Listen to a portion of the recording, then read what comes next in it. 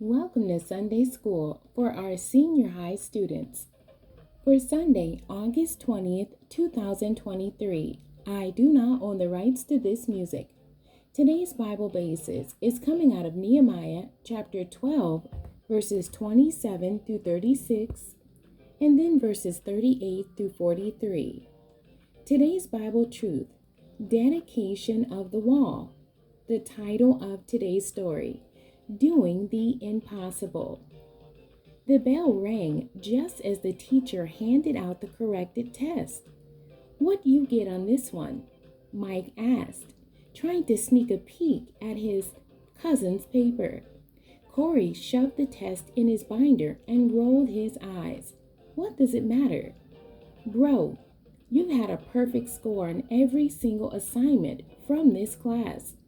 That's huge, especially when you think about how horrible your grades were last year. You've really bounced back.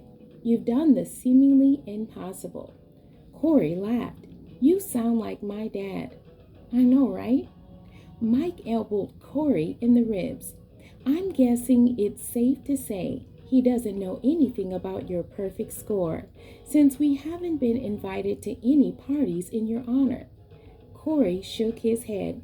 "Man, you know how my dad is.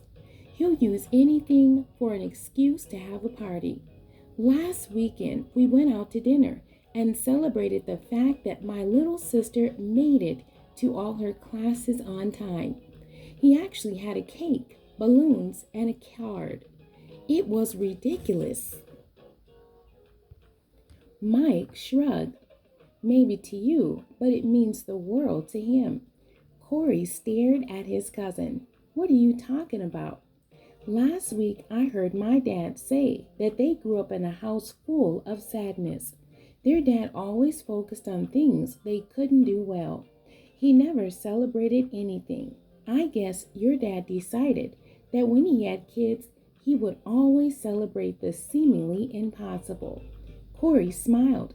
"You know, I'll take a life filled with too many celebrations over no celebrations any day."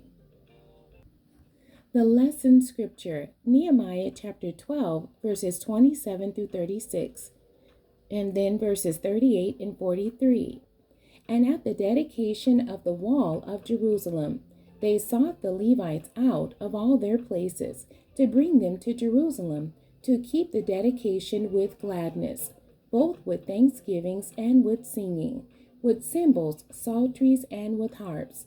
And the sons of the singers gathered themselves together, both out of the plain country round about Jerusalem, and from the villages of Netophathi, also from the house of Gilgal, and out of the fields of Geba and Asmaveth.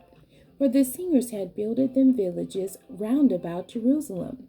And the priests and the Levites purified themselves, and purified the people, and the gates and the wall.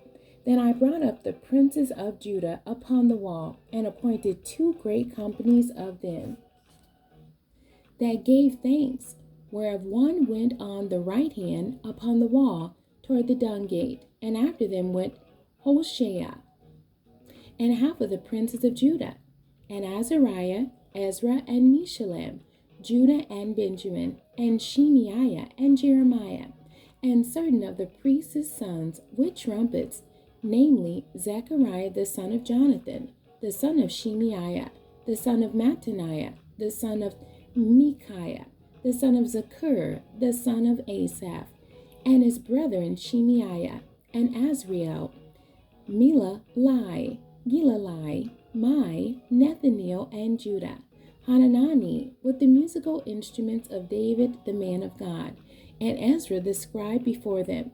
And the other company of them that gave thanks went over against them, and I after them, and the half of the people upon the wall, from beyond the tower of the furnaces even unto the broad wall.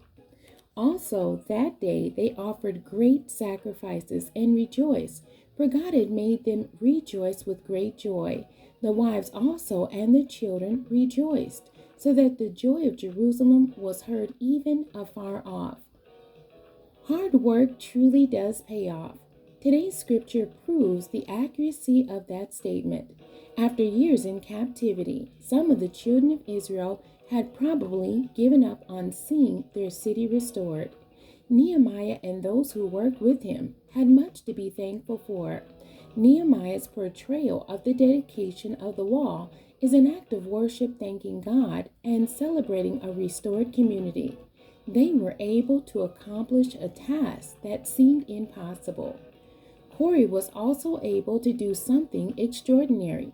However, rather than take pride in his accomplishment and thank God for the ability to do what he did, Corey had no intention of celebrating his success. Fortunately, Mike realized there was much to celebrate. Questions from today's story. Question 1. Why do you think Corey tried to hide his test results from his cousin? Question 2. Explain why Mike told Corey about his father's childhood experience. Question 3. Compare Corey's attitude about celebrations at the beginning of the story to at the end. And question 4. How was Corey restored in this scenario? Questions from our lesson scripture. Question 1. How did the people celebrate the dedication of the wall?